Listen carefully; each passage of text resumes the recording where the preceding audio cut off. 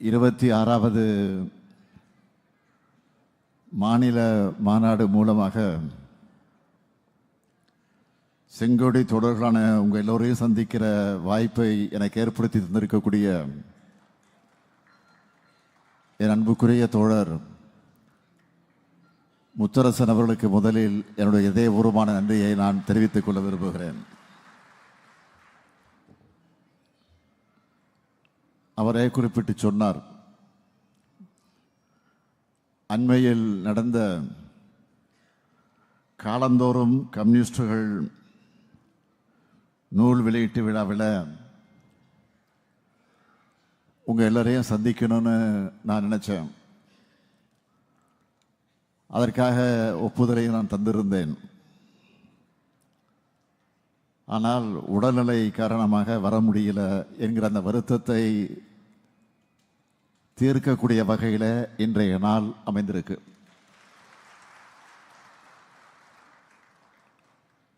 தோழர் டி ராஜா அவர்களும் தோழர் முத்தரசன் அவர்களும் கொள்கை தோழர்கள் மட்டும் கிடையாது,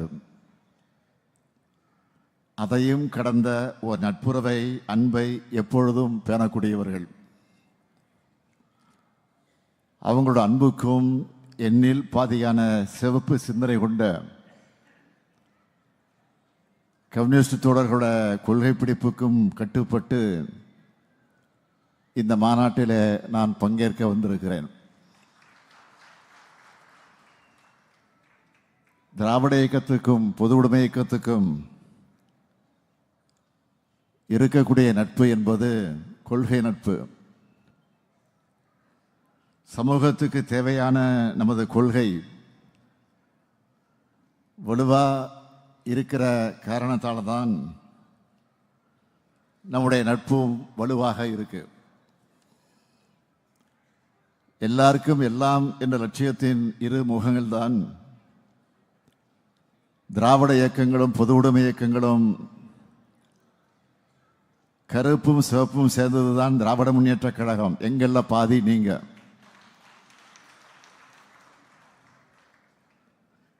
இந்த கொள்கை உறவோட ஆழத்தை தலைமுறைகள் கடந்தும் நாம சொல்லணும்.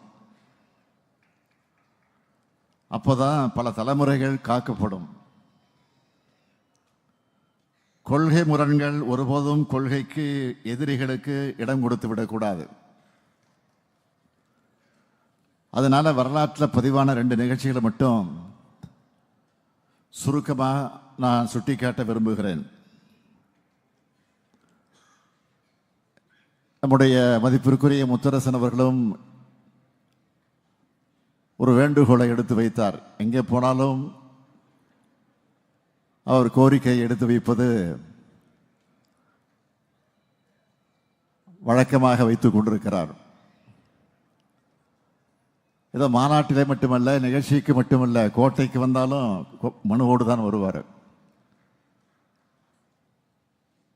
இதற்காக நான் குறிப்பிட்டு மனுவோடு வருகிறார் சொன்னால் தனிப்பட்ட பிரச்சனைக்காக அல்ல, தொழிலாளர்களின் பிரச்சனைக்காக, பாட்டாளி பெருமக்களுடைய உரிமைகளுக்காக அந்த கோரிக்கை எடுத்து வருவார்.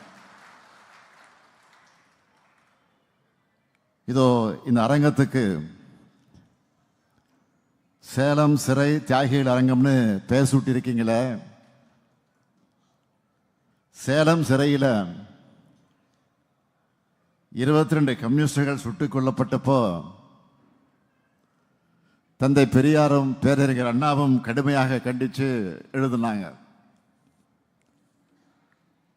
1950 மார்ச் 5ஆம் நாளை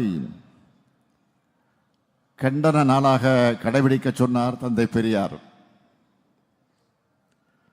திராவிடர் கழகம் சார்பில் ஊர்வலமும் கையெழுத்து இயக்கமும் நடத்தப்பட்டுச்சு. சிறையில் இருந்த தோழர்கள் விடுதலை செய்யப்பட்டப்போ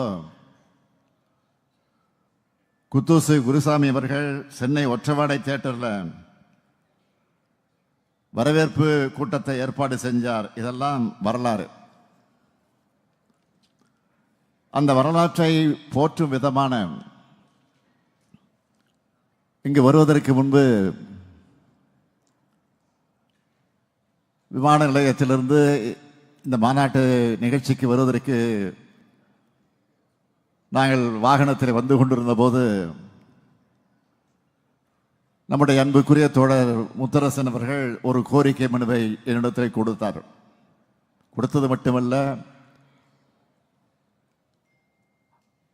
கொடுத்ததை நான் ஏதோ மறந்து விடுவேனோ என்று கருதி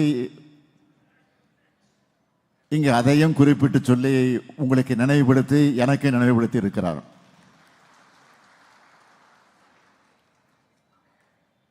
அண்ணன் முத்தரசன் அவர்கள் கேட்டு எதையும் நான் தட்டி கழித்தது கிடையாது. முடியாது என்று நான் சொல்ல முடியுமா? ஒவ்வொரு மாநாட்டிலும் ஒரு கோரிக்கை வைக்கப்படுகிறது, அதுவும் நிறைவேற்றப்படுகிறது. ஆகையால் இந்த மாநாட்டில் வைத்த கோரிக்கை சேலத்தில் சிறை தியாகிகள் நினைவாக விரைவில் ஓர் மணிமண்டபம் அமைக்கப்படும்.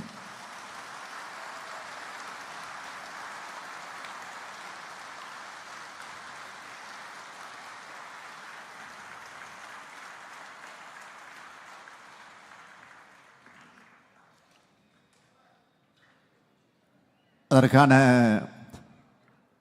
உத்தரவை அதிகாரிகளோடு நான் தொலைபேசியில் வழங்கியிருக்கிறேன். வழங்கிவிட்டுத்தான் இந்த மேடைக்கு நான் வந்திருக்கிறேன்.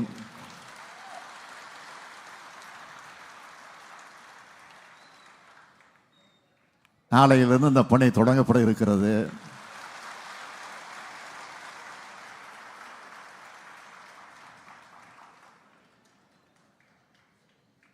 அடுத்து 1951 நடந்த திமுகவினுடைய முதல் மாநாட்டுக்கு பேரறிஞர் அண்ணா அவர்கள் தோழர் ஜீவா அவர்களைத்தான் அழைச்சார். அன்றைக்கு அண்ணா என்ன சொன்னார்னா, பெரியாரும் நானும் ஜீவாவும் ஒரு இடத்திலிருந்து பணிபுரியக்கூடிய காலம் எதிர்காலத்தில் வரும். அது பொது உடைமை முகாமாக பெயர் மாற்றப்படும். அந்த முகாமில் திராவிட என்ற அடைமொழி இடம்பெற வேண்டும் என்று குறிப்பிட்டு சொன்ன பேரறிஞர் அண்ணாவுடைய எண்ணம் இந்த மேடையில் நிறைவேறி இருப்பதாகத்தான் நான் கருதுகிறேன்.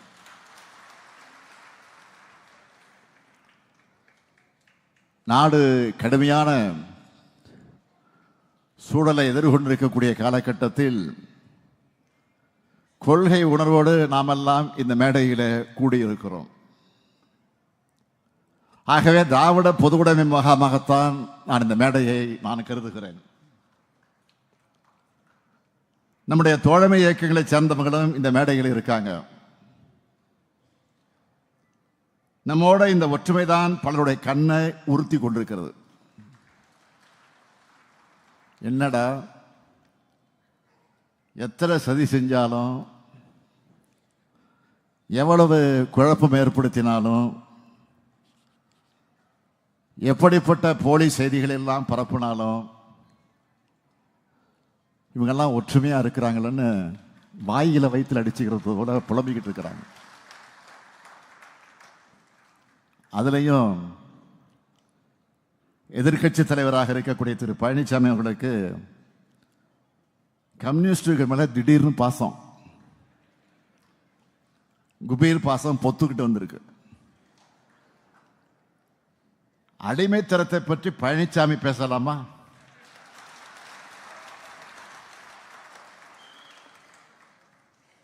பேசுவதற்கு அவருக்கு என்ன உரிமை இருக்கு? எங்களை பொறுத்த வரைக்கும் இங்க இருக்க யாருக்கும் யாரும் அடிமை இல்லை.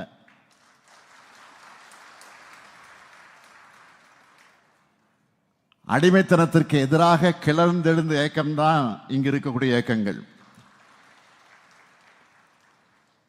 திராவிட இயக்கமும் கம்யூனிஸ்ட் இயக்கமும் அதை பற்றி கொள்கைகளை பற்றி தெரியாத பழனிசாமி அவர்கள் விரக்தியில வாய்க்கு வந்ததெல்லாம் பேசுறாரு. அவருக்கு தெரிஞ்சது அவ்வளவுதான். அதுக்காக நம்மோட கூட்டணி தலைவர்களை மோசமா, மிக மிக மோசமா கொச்சைப்படுத்துறாங்க. நான் கேட்க விரும்புவது, கம்யூனிஸ்ட் தலைவர்களை விட நீங்க என்ன அதிகம் தியாகம் செஞ்சிட்டீங்களா?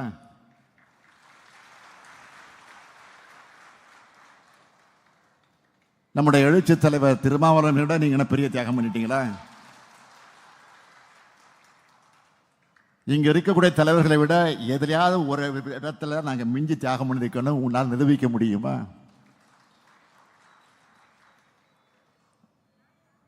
ஒடுக்கப்பட்ட மக்கள் உரிமைகளுக்காக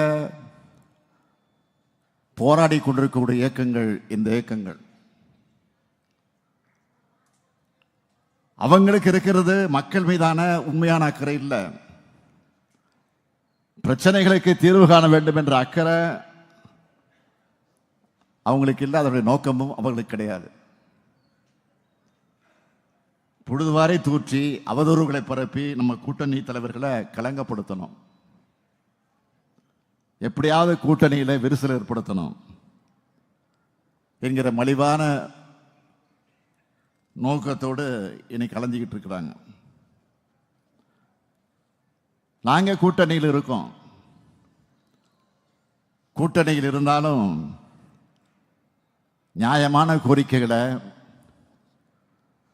விமர்சனங்களை வைக்க கம்யூனிஸ்ட் தோழர்கள் ஒருபோதும் தவறியது கிடையாது. நாங்களும் அவங்களுடைய கோரிக்கைகளை என்றைக்கும் புறக்கணித்தது கிடையாது. அவங்களுடைய கருத்துக்களையும் கேட்கிறோம், விவாதிக்கிறோம், பலவற்றில் உடன்படுகிறோம், அதுக்கான தீர்வை முன்னெடுக்கிறோம். இதுதான் ஜனநாயகம். அதனால தான் தோழமை புரிதலோடு எங்களுடைய கூட்டணி பயணம் தொடர்ந்து கொண்டிருக்கிறது. நம்மை பொறுத்த வரைக்கும் சாதியவாதம், வகுப்புவாதம், பெரும்பான்மைவாதம், எதேச்சதிகாரம், மேலாதிக்கம் ஆகியவற்றை எதிராக ஜனநாயக சக்திகள் ஒற்றுமையாக பணியாற்றணும். ஏன்னா நம்முடைய லட்சியம் பெரியது. அந்த லட்சியத்துக்காகத்தான் நானும் நீங்களும் இந்த மேடையில் இருக்கோம். ஜனநாயகம், சமூக நீதி, சமதர்மம், சகோதரத்துவம் ஆகியவை நம்ம இணைச்சிருக்கு. ஜனநாயகத்திற்கு விரோதமானவர்கள், சமூக நீதிக்கு எதிரானவர்கள், சமதர்மத்தை வெறுப்பவர்கள், சகோதரத்துவம் வளரக்கூடாதுன்னு நினைக்கிறவங்க நம்முடைய தோழமையை, நம்முடைய கூட்டணியை விரும்பல. அதனால நமக்குள்ள எப்படியாவது பிளவை ஏற்படுத்தலாம்னு பார்க்குறாங்க. நான் உறுதியோடு சொல்லுகிறேன், அவங்களுடைய சதித்திட்டங்கள் ஒருபோதும் நிறைவேறாது. அதனால தான் இந்த மாநாட்டிற்கு நம்முடைய தோழர் முத்தரசன் அவர்கள் வெல்க ஜனநாயகம் எழுச்சி மாநாடு என்ற பெயரில் இந்த மாநாட்டை அவர் எழுச்சியோடு ஏற்பாடு செய்திருக்கிறார். தோழர்களே, ஜனநாயகம்தான் இறுதியிலே வெல்லும். அதை வெல்ல வைக்க வேண்டிய பொறுப்பும் கடமையும் ஜனநாயக சக்திகளால் நமக்குத்தான் இருக்கு. அதிலும் இன்றைக்கு ஜனநாயகத்துக்கு அடிப்படையான தேர்தலையே ஒன்றிய பாஜக அரசு கேலி கூத்தாக்கி இருக்கிறது. ஒன்றிய பாஜக அரசு தேர்தல் ஆணையத்தை தன்னுடைய கிளை அமைப்பா மாத்திடுச்சு. தன்னாட்சி பெற்ற தேர்தல் ஆணையத்தை கீ கொடுத்தா ஆடுற பொம்மையா மாத்திட்டாங்க. அதைத்தான் வருகிற போது நான் கேட்டுக்கொண்டே வந்தேன். டி ராஜா அவர்கள் அதை பற்றி அழுத்தமாக விளக்கமாக இங்கே குறிப்பிட்டு சொன்னார். தேர்தல் ஆணையர்களுடைய நியமனத்தில் தான் சதி செய்கிறாங்கன்னு பார்த்தா வாக்காளர் பட்டியலிருந்த தங்களுடைய சதியை தொடங்கிட்டாங்க. மக்களாட்சியை காக்க இந்த சதியை அம்பலப்படுத்தி இருக்கக்கூடிய நம்முடைய மக்களவை எதிர்க்கட்சி தலைவராக இருக்கக்கூடிய அருமை சகோதரர் ராகுல் காந்தி அவர்களுக்கு இந்த மேடையிலிருந்து என்னுடைய பாராட்டுக்களை, நன்றியை நான் தெரிவித்துக்க விரும்புகிறேன். சகோதரர் ராகுல் காந்தி அவர் வச்சிருக்கக்கூடிய இந்த குற்றச்சாட்டுக்கு முறையான பதிலளிக்காத தேர்தல் ஆணையம் அவரை பிரமாண பாத்திரம் கொடுக்க சொல்லி கட்டளை போடுது. தேர்தல் நடைமுறைக்கு அடிப்படை ஆவணமே வாக்காளர் பட்டியல் தான். அதை துல்லியமாகவும் தவறுகள் இல்லாமலேயும் தயாரிக்கிறது தான் சுதந்திரமான நேர்மையான தேர்தலுக்கு முக்கியம். அதை கூட தேர்தல் ஆணையத்தால் சரியாக செய்ய முடியாதா? அரசியல் சட்டம் வழங்கி இருக்கக்கூடிய கடமையிலிருந்து தேர்தல் ஆணையம் தவறிடுச்சு. தமிழ்நாடு உள்ளிட்ட பிற மாநிலங்களில் தேர்தல் நடைமுறைகள் தொடங்கிறதுக்கு முன்னாடி சுதந்திரமான நேர்மையான முறையில் வாக்காளர் பட்டியலை சரிபார்த்து உறுதிப்படுத்துகிற பணியை தேர்தல் ஆணையம் நிறைவேற்றணும். ஒன்றியத்தில் பாஜக அரசு அமைஞ்சா என்னவெல்லாம் நடக்கும்னு நாம் எச்சரித்ததெல்லாம் இப்போ நடந்துகிட்டு இருக்கு. இந்தி மொழியை கட்டாயமாக்குறது, சமஸ்கிருதம் மேல இருக்கக்கூடிய பற்றால நாம சொன்னதை உண்மையாக்கி இருக்கு. பட்டப்படிப்பு படிக்காமலேயே பாரம்பரிய குருகுலத்தில் படிச்சு, நல்லா கவனிங்க, பாரம்பரிய குருகுலத்தில் படித்தவங்க ஐஐடியில் நிறுவனங்களில் மாதம் 75,000 ரூபாய் உதவித்தொகையோடு சேரலாம்னு திட்டம் கொண்டு வந்திருக்கிறாங்க. ஆர்எஸ்எஸ் அமைப்பை முன்னிலைப்படுத்துவாங்கன்னு சொன்னோம். இப்போ நாட்டோட பிரதமரை விடுதலை நாள் உரையில் ஆர்எஸ்எஸ் குழந்தை பேசி இருக்கிறாரு. அரசு வெளியிடக்கூடிய படங்கள்ல விளம்பரத்தில் அண்ணல் காந்திக்கு மேல சர்வார்கர் படம் இன்னைக்கு இருக்கு. இதுதான் இன்றைய அவல நிலை. அமலாக்கத்துறையை வச்சு தங்களுக்கு ஒத்து வராத எதிர்க்கட்சிகளை மிரட்டுவாங்கன்னு சொன்னோம். தொடர்ந்து நடத்துறாங்க, பார்த்துக்கிட்டே இருக்கணும். இன்னைக்கு அமைச்சராக இருக்கக்கூடிய நம்முடைய பெரியசாமியோட வீட்டில் ரைடு நடத்துறாங்க. உறவினர் வீட்டில் ரைடுன்னு ஒன்று ஓடி வந்து கூட்டணியில் சேர்ந்து நாங்கள் என்ன பழனிசாமியா?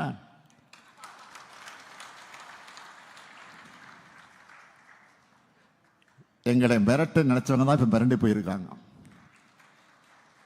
இதை விட மோசமான அணுகுமுறையெல்லாம் பார்த்த இயக்கம்தான் திமுக.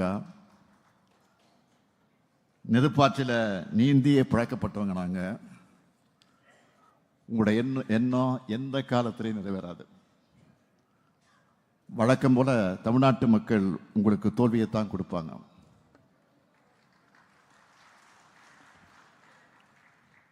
தமிழ்நாட்டு மக்கள் அரசியல் தெளிவு உள்ளவர்கள், விழிப்புணர்வு மிக்கவர்கள். தமிழுக்கும் தமிழினத்துக்கும் தமிழ்நாட்டுக்கும் உண்மையா தொண்டாற்றக்கூடியவர்கள் யாருன்னு தமிழ்நாட்டு மக்களுக்கு நல்லா தெரியும்.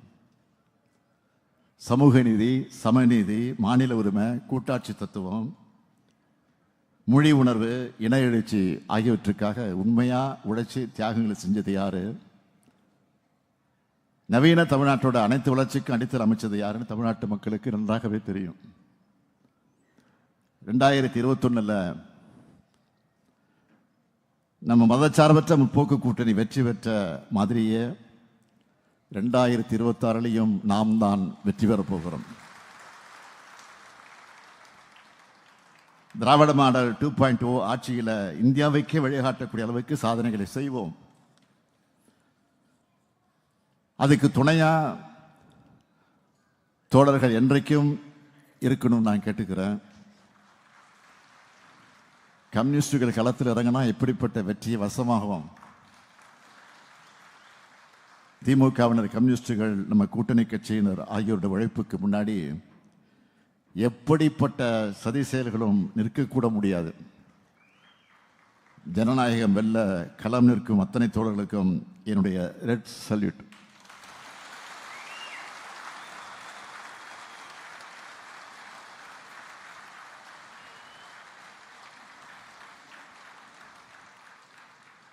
இன்றைக்கு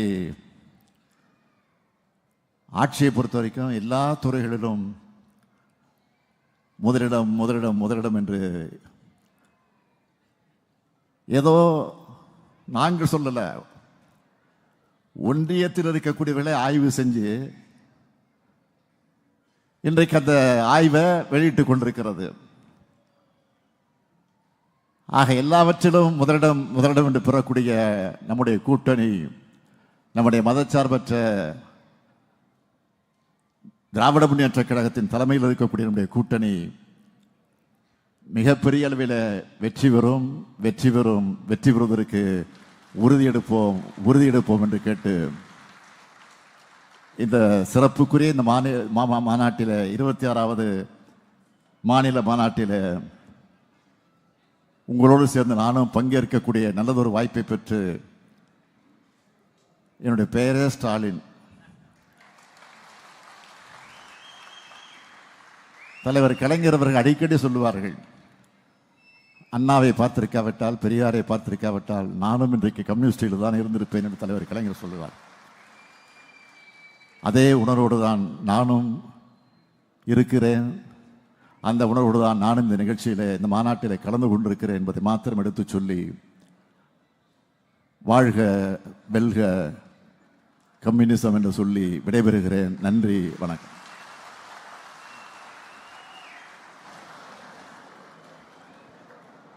கோரிக்கை வைத்த மேடையிலேயே கோரிக்கையை நிறைவேற்றி தந்த மாண்புமிகு முதலமைச்சர் அவர்களுக்கு நம்முடைய மாநாட்டின் சார்பாக நன்றியை தெரிவித்துக் கொள்கிறோம்.